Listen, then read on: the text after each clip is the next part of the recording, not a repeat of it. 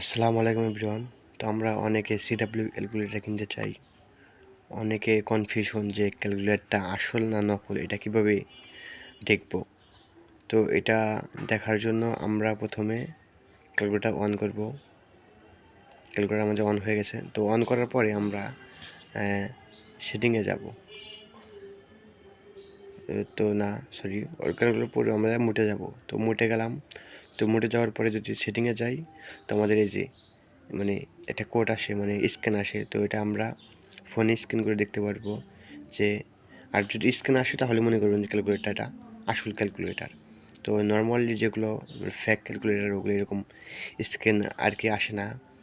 তো আরেকটা দেখা যাবে যে বাটনগুলো অনেক সলভ আর কি, অনেক সলভ হয়।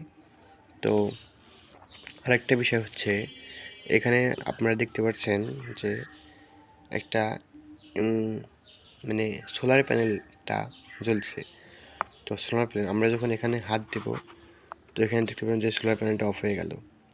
তো হাত যখন সরাবো দেখেন এই যে সোলার প্যানেলটা এখানে এখানে কিন্তু কালো সোলার প্যানেল দেখা যাচ্ছে।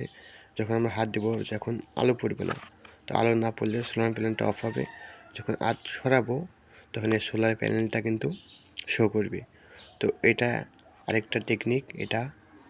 তো আর আরেকটা টেকনিক হচ্ছে ক্যালকুলেটর এখানে লেখা থাকবে মেড ইন থাইল্যান্ড, দেখতে পাচ্ছেন তো এখানে মেড ইন থাইল্যান্ড। তো আশা করি বুঝতে পারছেন।